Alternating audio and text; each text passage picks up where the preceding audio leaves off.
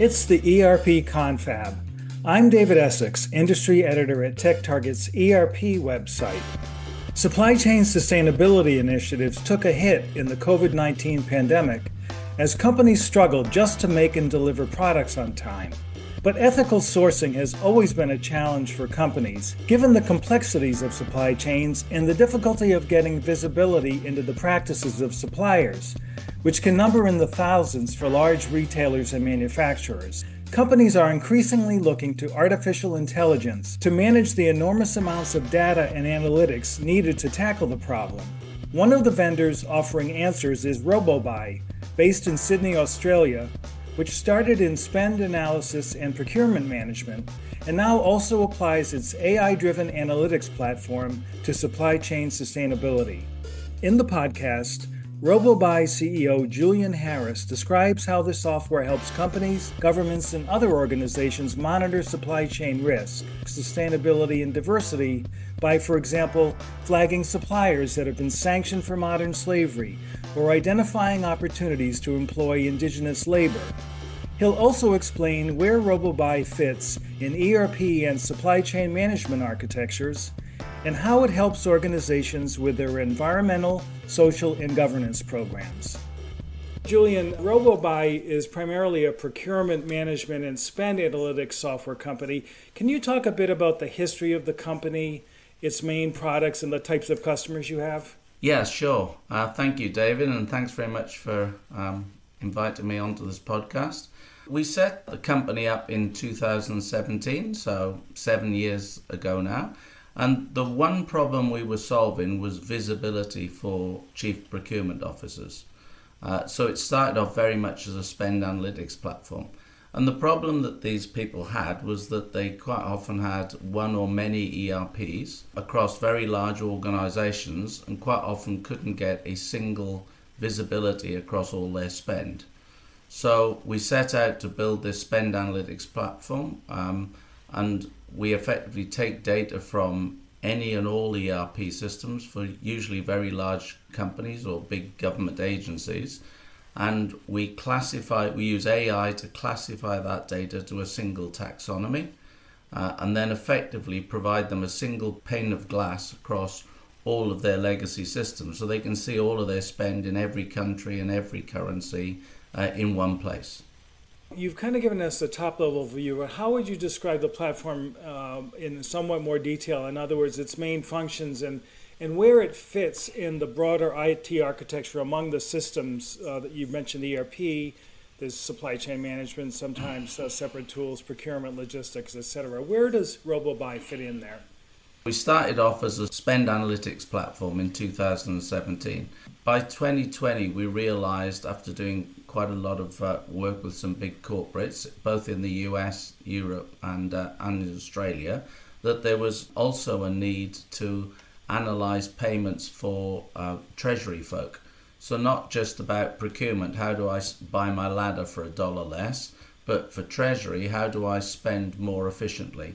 So should I use supply chain finance? Should I use virtual credit cards to pay for some of my goods to improve my working capital? So we added a whole suite of payments analytics products.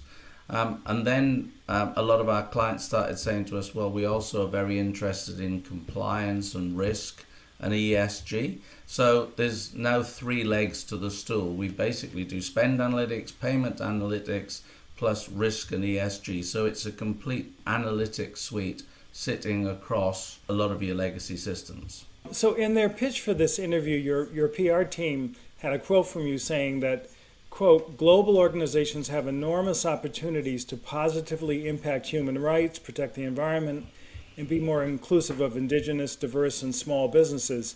And that RobobAI does this by helping organizations with some important tasks such as monitoring supply chain risk, sustainability, and diversity through third-party risk management, flagging suppliers that have been sanctioned, mentioned in media, etc., and using R&D of the new environmental, social, and governance initiatives. So I'm wondering, Julian, if you can go into more detail about just how RobobAI helps do those things. I mean, our strapline is no more, buy better. And the vision for the company from its very early days was to really help organizations improve the way they spend. To be honest, a lot of people buy us because of a very hard ROI. They're looking for cost savings or they're looking for payment efficiencies. But at the heart of it, we're trying to help people do more with their spend. If you look at the world, there's a lot of people doing a lot of philanthropic stuff. But if you look at B2B payments, that equates to $130 trillion a year globally. And if a small portion of that was pushed to minority type groups, to indigenous type groups, there's a massive amount of good that you could do, basically. Also, there's a lot of harm that's happening in people's supply chains, whether it's modern slavery. There's a bunch of things that basically are not that difficult to detect. So what we do as a business is we analyze all of the spend and all of the supply chain of a very large company, let's say like a Coca-Cola, but then depending on the risks and the some of the insights they want, we'll pull in third-party data feeds from people like Dow Jones, Equifax, EcoVadis, and create essentially a data lake for them where they can look at risk across their supply chain. So we'll look at adverse media, we'll look at cyber security, we'll look at whether people are on sanctions, we'll look at a whole suite of issues that there may be within the supply chain, and we do that near real time. Whereas lots of large organizations, they'll onboard a supplier once, and then 5 years later, they're really doing no real checks on them, basically. So we'll do some, I say near real time, it's not actual real time, but it's regular checks on these suppliers. Also, a lot of our clients want to know how much they're spending with minority businesses. Basically, they have targets to do that. And that's very easy for us to look at their spend, look at the minority suppliers, which is databases we can source, and see what percentage of their spend is with those minorities, but also look at categories where they could then increase the spend with those minorities. You also say that RobobAI helps companies gain a 360-degree visibility of their supply chain spend to drive efficiencies and reduce waste. But, I've been covering supply chain management for a while now, and visibility is really seemed like a complex problem that has almost seemed like a holy grail in supply chain management, and it's proved somewhat elusive in a lot of cases. As an AI technology, what role can RobobAI play in providing that level of visibility? You're absolutely right, David. So let me tell you, the first thing we don't do, we're not, and I don't think anyone is actually looking down every single layer of a supply chain, because that is incredibly complex. I mean, some of our clients have 100,000 suppliers as their first tier suppliers. That might go 10 or 20 layers down. So it is near impossible to look at every layer of everyone's supply chain. I think that's the really difficult nut to crack.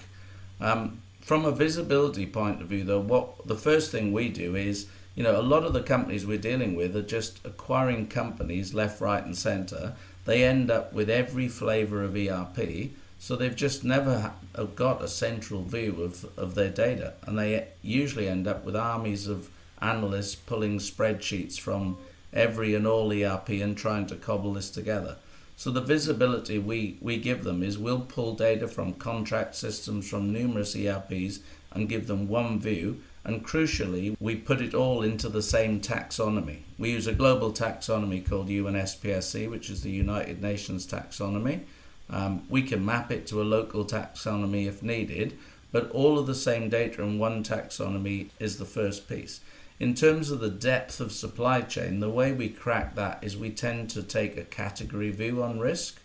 So for instance, if you're buying goods and services with cobalt on them, simple example, we know that if we look through that category of cobalt, that 2/3 of the world's cobalt is mined in the Congo, where there's a lot of child slavery. So the likelihood is that those commodities are flagged as red and something that somebody should have a look at, because there are certain categories that are risky and certain categories that historically are less risky.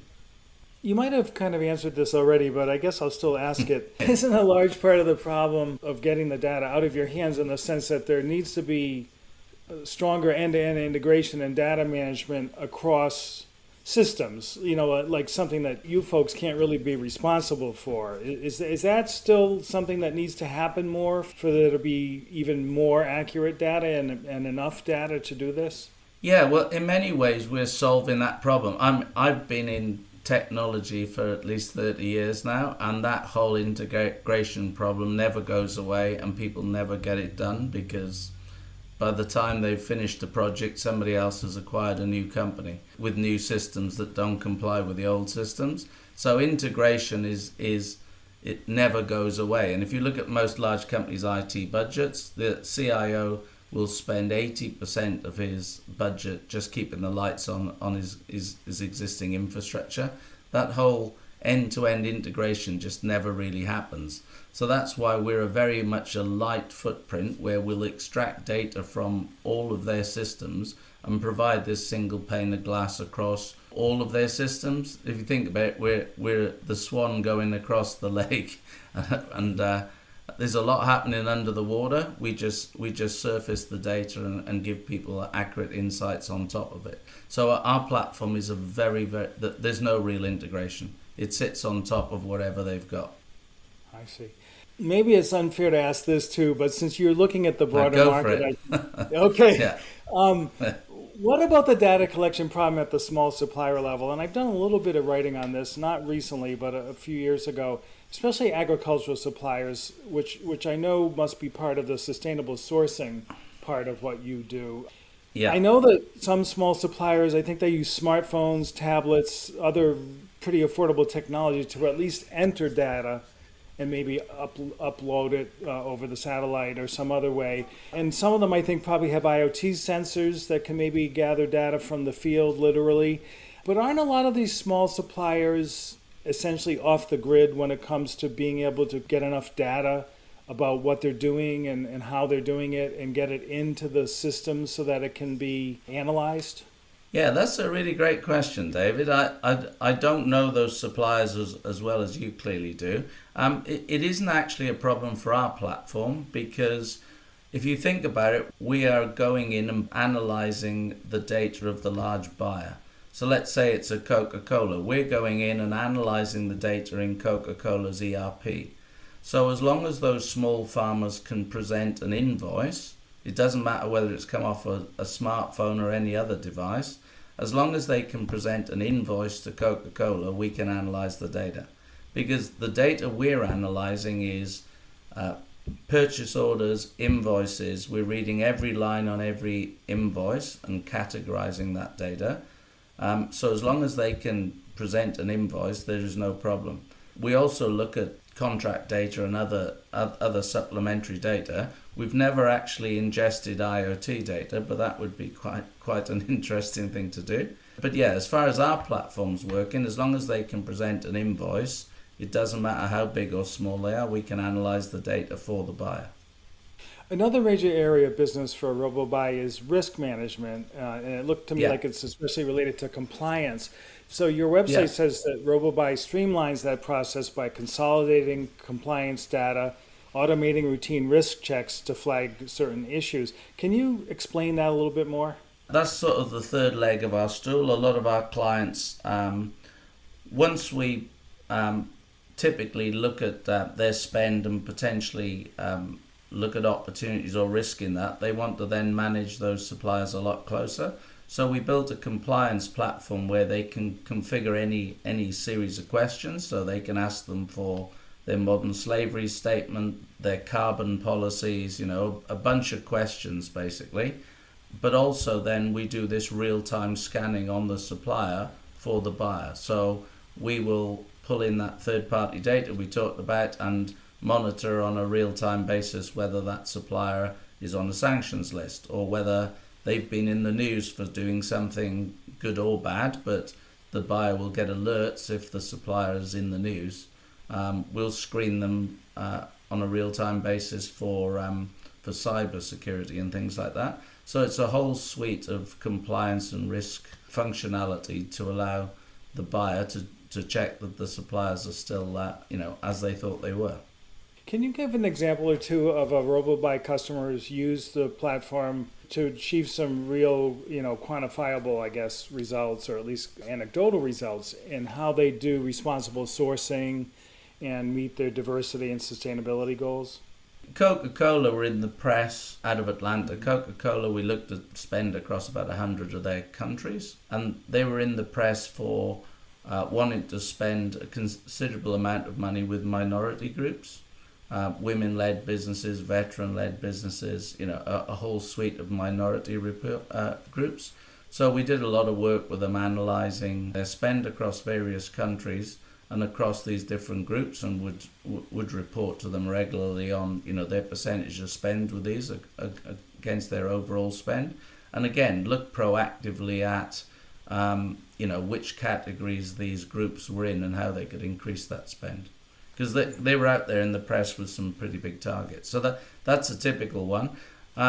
Certainly in Australia there's a lot of legislation around things like spending with indigenous groups, particularly the government have some pretty big targets. So we monitor a lot of government agencies and corporates on their spend with that. There's a lot of legislation around modern slavery in Australia. Again, we monitor groups for that sort of risk. Scope 3 carbon emissions is coming into legislation pretty soon here. Most people have been focusing on Scope 1 and 2, but I think Scope 3 is going to be coming fairly quickly, and that's something we're doing a lot of work on to be ready for that. So this stuff, quite frankly, never ends. Our approach is a very much a data lake approach. Get the corporate spend and suppliers in shape so we understand that end, then pull in whichever data we need to solve the problem. Because the problem the corporate's got is you can go out there and buy any data feeds you want from an EcoVadis or a Dow Jones, but how do you match it to your internal spend? The other thing we do is we give them one solution across all of these risks. If you're not careful, you end up as a corporate with a point solution for carbon, for diversity, for etc., etc. But in many ways you want to see a suite of risks or a suite of opportunities across the same suppliers. So earlier, and when you were a minute or two ago, Julian, when you were talking about some of the customers, you mentioned governments in Australia. Are you saying that rather than being the regulator in every case, they are wanting to look at their own practices, their own procurement to make sure? Is that who they are as a customer, or are they more like monitoring others? No. They, as customers, the government, the federal government in Australia has a certain number of percentage points of their spend they need to spend with indigenous providers themselves. So they have their own targets, and then that trickles down to corporates as well. I see. So looming behind everything we've been talking about and often driving the effort is the global ESG movement.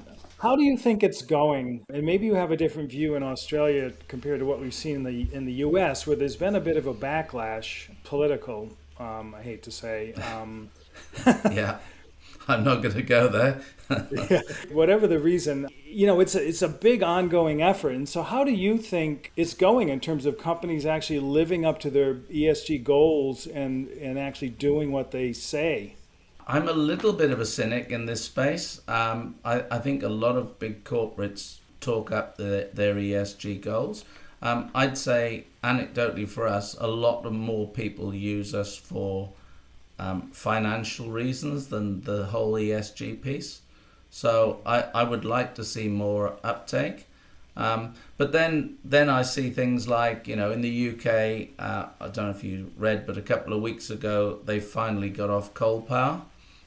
So in the UK now there's no more coal power, and they're going to be off gas, which I think is about 20% of their power now by 2030. So at government levels, people are doing it. I think they will drag the corporates along. But I agree with you. I see a lot of greenwashing where I see in the press these corporates saying it's all about ESG.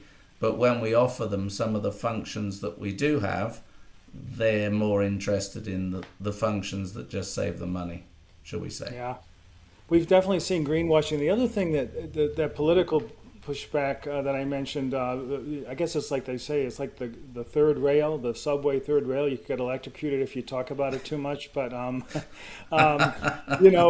what we've seen here too in the last year, I would say, is people just pushing back on the whole idea of it, and whether that's even the responsibility of a company, especially, well, any for-profit company, and especially a publicly traded company, that they maybe are mixing up their goals there at the expense of profitability. So I think that that's been driving it, a lot of the pushback. That's been the reasoning. And I don't know if you've seen that yourself among your customers or in some of the governments or even Australia where you're located. Less so in Australia. I've not seen that backlash. I've seen and heard of it a little bit in the US. I mean, personally, I think that companies should act responsibly. I think it's a bit of a cop-out just to say we're here just to make our shareholders money. I do understand, though, that, I mean, what I notice in Australia is the legislation is becoming bigger and bigger all the time. There's like constant pressure on the banks and the corporates to comply with legislation. At the same time, the government says, the big win for us is productivity. Our country is going to be a lot better if we improve productivity. And it's hard to improve productivity if you keep throwing more and more legislation onto your corporates. So it is a difficult balance for sure. Mm-hmm. I understand why the CEOs of the large corporates are complaining, because it's hard now just to get on with your business at a corporate. There is so much legislation around this stuff. Do you think there's anything that the industry groups and the standards bodies could be doing better as regards ESG? Industry bodies just, I guess, make legislation sort of clear. I mean, I think more the governments, to me, they need to make sure that all the legislation has teeth. We see a lot of legislation coming out in Australia, whether it's paying small companies on time or whether it's modern slavery, where it comes out as legislation, but there's no real teeth. There's no real fines, or it's almost like a nice to have, so corporates do have the option to ignore them. I think if governments are seriously, they need to impose serious financial penalties.